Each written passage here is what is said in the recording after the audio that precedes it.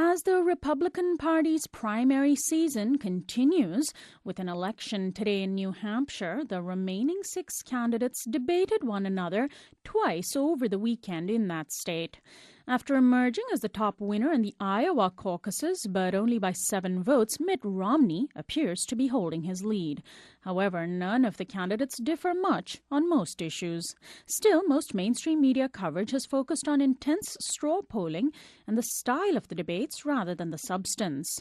CNN waxed on about Romney's, quote, polished debating skills and Newt Gingrich's abandonment of basic debating skills during one particularly low attack on Romney. Many of the insults flying during the debates focused on which candidate did the most to increase the size of government during their variously held elected positions. Meanwhile, outside the debates and campaign events, GOP candidates have been dogged by activists from the Occupy movement and other groups. Outside the debate hall on Saturday, elders, small business owners and others rallied in support of government programs like Social Security and Medicare, which GOP candidates have made clear are in danger under a Republican presidency.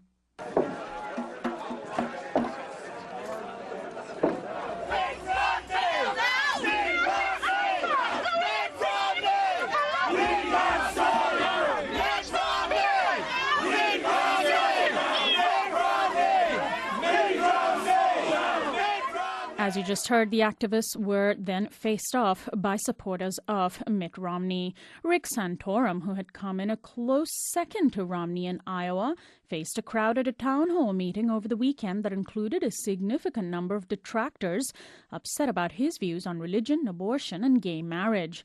Santorum had come under fire earlier in his campaign for comparing gay marriage to polygamy.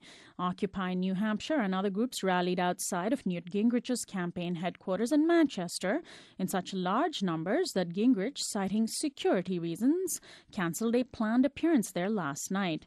But it's not just Republicans facing popular ire. Occupy New Hampshire also staged a die-in at President Obama's re-election headquarters yesterday. Joining me on the phone this morning are Michael Gross with the Media Committee of Occupy New Hampshire and Natasha Perez with the group National Committee to Preserve Social Security and Medicare. Welcome to Uprising, Michael and Natasha. Hi, thank you for having me on the show. Thanks so much for joining us. Much. Well, I'd like to ask the two of you, before we hear some clips of some of the debates that took place over the weekend, I'd like to ask the two of you why it's important for your various organizations and fellow activists and yourself to even pay much attention to the GOP candidates during their primary season. Why is this important first, Michael?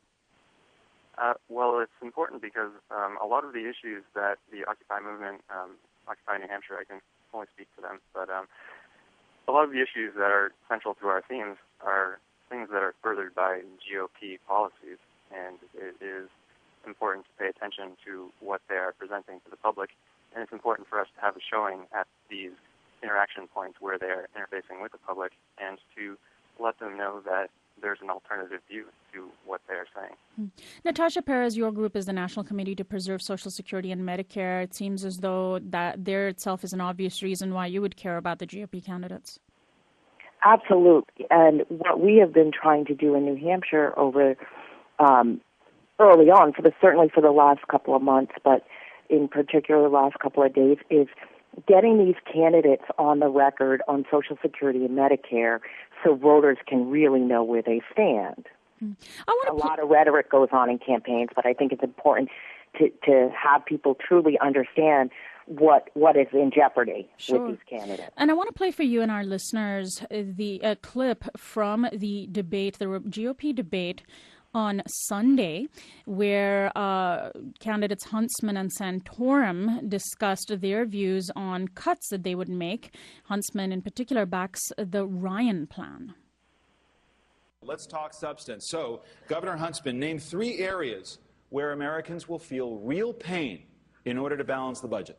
Well, I would have to say that I agree with the Ryan plan. And what I like about it is it says there will be no sacred cows. Medicare won't be a sacred cow. Department of Defense won't be a sacred cow. I will tell the upper income category in this country that there will be means testing. There are a lot of people in this nation who don't need some of the benefits. Social Security and Medicare. Absolutely. Absolutely. Senator Santorum, same question. I would agree with Governor Huntsman that means testing. Food stamps is another place. We've got to block grant it, send it back to the states, just like I did on welfare reform. Do the same thing with Medicaid. Those three programs, we got to, including housing programs, block grant them, send it back to the states, require work, and put a time limit. And those were the words of Santorum and Huntsman. I want to then also play for you Mitt Romney being asked about the social safety net. Governor Romney, this is such an important topic because beyond the regional implication, there's also a larger question about the social safety net. You talk all the time about opportunity for Americans, but what about Americans left behind? In this age of austerity, what do Americans have to learn to live with less of? Well, what we don't need is to have a federal government saying we're going to solve all the problems of poverty across the entire country. Because what it means to be poor in Massachusetts is different than Montana and Mississippi and other places of the country. And that's why these programs, all these federal programs that are bundled to help people and make sure we have a safety net, need to be brought together and sent back to the states. And let states that are closest to the needs of their own people craft the programs that are able to deal with the needs of those folks. So whether it's food stamps and housing vouchers, they're certainly on the list, but certainly Medicaid, home heating oil support. What unfortunately happens is with all the multiplicity of federal programs, you have massive overhead with government bureaucrats in Washington administering all these programs. Very little of the money that's actually needed by those that really need help, those that can't care for themselves, actually reaches them. Those are Mitt Romney's views on the social safety net. And then I want to play one final clip from Ron Paul, who was asked about subsidies, particularly what Romney just mentioned, the low-income heating assistance program. Congressman Paul, how do you feel about subsidies in general for specific energy, and also, though, more specifically right now, more immediately, this low-income program, heating assistance program? Is this something that fits in under your view of what government does do or should not do? Well, subsidies per se are, it's bad economic policy, it's bad moral policy because it's using government force to transfer money from one group to another, and economically it does a lot of harm. But when it comes to energy, we should, deregulate it like others talk about. But we need to talk, supply and demand. Everybody knows about supply and demand. They talk about oil, and if we had more alternative sources, that we always hope the prices will go down. But everybody forgets that there's 50% of a transaction is the monetary unit. And you don't very few people talk about the supply and demand of money. And when you create a lot of money, prices go up. So it goes up in the areas where government most gets involved, in education and medical care, housing, and in energy.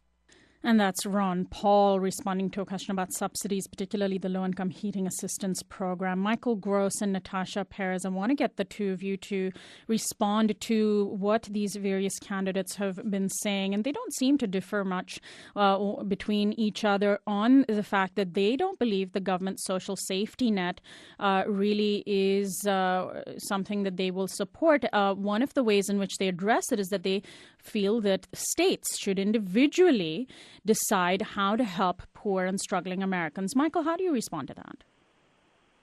Well, just hearing those clips, it sounds like another instance of, people who have never been poor in their lives trying to come up with policy to solve problems that they don't personally have any connection to. Now, the Occupy movement, but New Hampshire, again, I can only say what I know from my experience with New Hampshire. I know that the issues are different from state to state, and New Hampshire is fairly fortunate in a number of ways. But a lot of the things that they seem to be talking about are ways to solve a problem that's already existing rather than how to fix the problem in the first place. And, of course, the stance from a lot of occupiers is that if you can get money out of politics to create more opportunities, that's one way that it's one thing that should be addressed that's not really mentioned in these types of conversations. And Natasha Perez, your thoughts on this? The Ryan plan, the so-called Ryan plan that both Huntsman and Santorum said they backed, would basically say that Medicare and all of these other social safety net programs are up for grabs. No sacred cows was how it was referred to. Yeah, I think this is a real problem. I think what they're essentially talking about in both Medicare and Social Security is privatization. And the fact, and Santorum itself said in a team form that it was because of our federal deficit. But the fact is, programs like Social Security don't contribute one penny to the deficit. And while Social Security and Medicare may be considered safety net programs, they're good programs that all Americans use. The fact that people pay into these benefits their whole lives, and they deserve them when they retire. It's part of people's retirement security. And I think they have a lack of regard for the fact that people have worked their whole lives for this.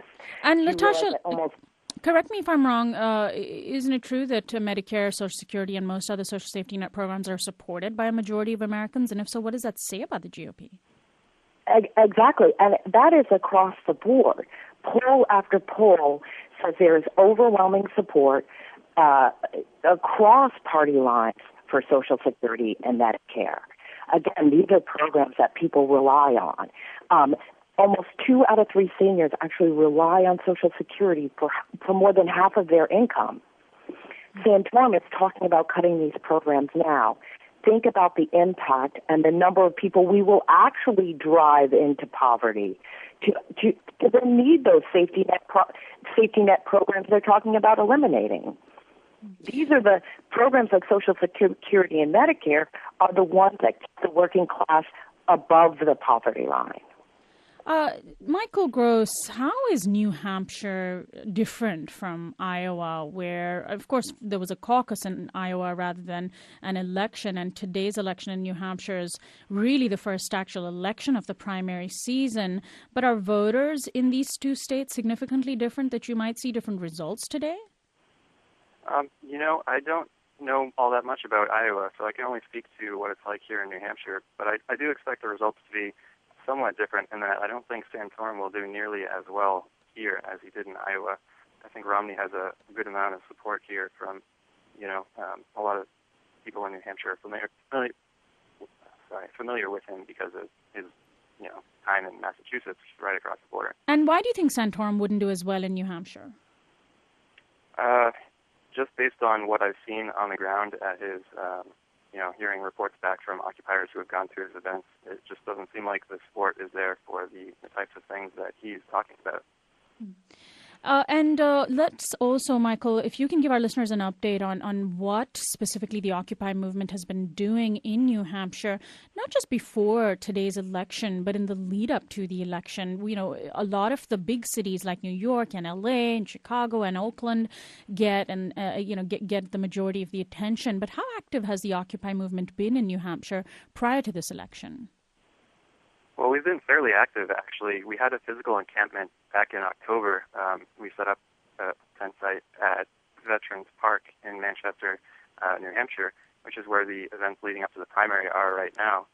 And we were disbanded fairly quickly. We were out there for 4 days, and then the police came in and said, look, we respect what you're doing, but it's not our job to interpret the Constitution. It's our job to enforce the law. So we were disbanded. 5 people were very peacefully arrested. And we decided to meet regularly, and I don't think we've missed one night since then. So we've been very active traveling around the state, leading outreach events, growing our numbers, and we have probably a dozen different occupations in small towns throughout the state. And specifically, what have the actions been around the election, Michael? And then I want to ask you as well, Natasha, the same question, Michael. Well, around the election, we decided to break up every day from Friday to today into 2-hour blocks and invite other Occupy groups from across New England and across the country, really. We've had people from as far away as Oregon and Las Vegas. It's really kind of amazing. But the 2-hour blocks were given out to other groups, and they can lead teach-ins and street theater and things like that. But what has really happened kind of spontaneously is that we have this central location right in the heart of Manchester, which is where the international media is staying for the primaries. And we've organized kind of little, side operations where people would come together from all different occupations and say, okay, candidate A is going to be over there at that time. Let's get a group together. and go bird dog or mic check or whatever tactic they might feel appropriate for the occasion. Natasha, your organization has also been quite active in and around New Hampshire. You were there at the rally outside the debate on Saturday that I'd mentioned, and certainly there have been people who have been bringing up the issues around Social Security and Medicare that your organization cares about. Tell us about the activities, in addition to the rally, that have been taking place as the attention of the national media is focused on New Hampshire.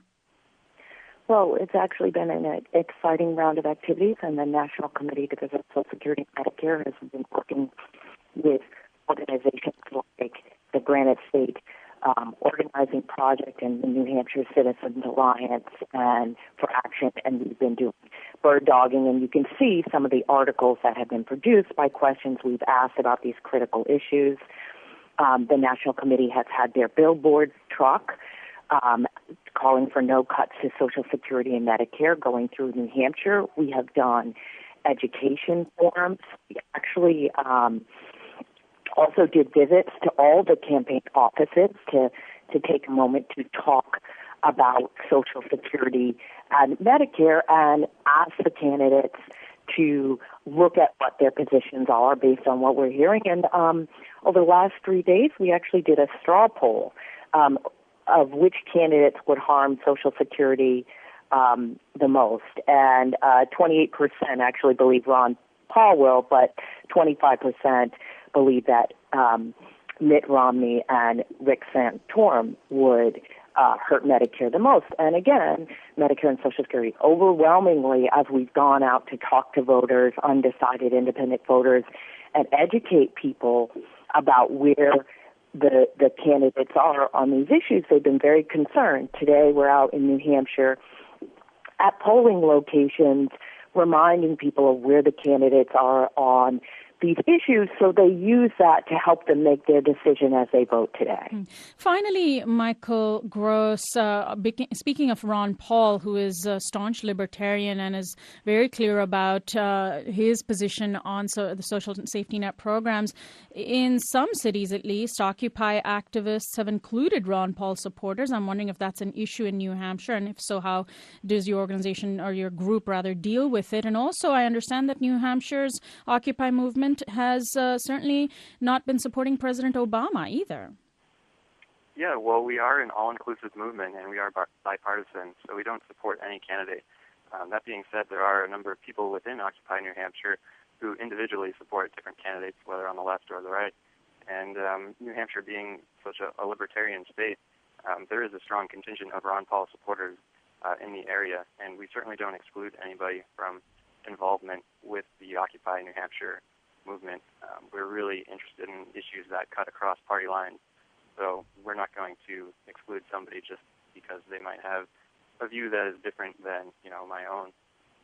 And then President Obama, where does the Occupy New Hampshire folks have also been targeting his campaign headquarters in New Hampshire? Why?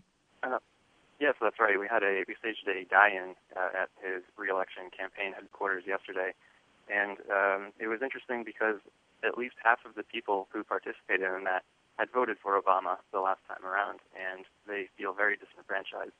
So I think you get a lot of that sentiment kind of across the board here in New Hampshire, especially people active in Occupy New Hampshire, and they see the corrosive impact of money on politics as the issue, and that issue is leading to a lot of these other things that we've been discussing today, like the need for a social safety net. The idea is, I guess, if workers had opportunities to make more money, more opportunities for advancement, if profits didn't go straight to the top of a corporate structure, if they were spread out a little bit more, the amount of poverty and the economic and the disparity of wealth in this nation wouldn't be growing as rapidly as it is. Well, finally, Michael and Natasha, can you give out websites briefly for both the groups you're affiliated with? Michael Gross with Occupy New Hampshire.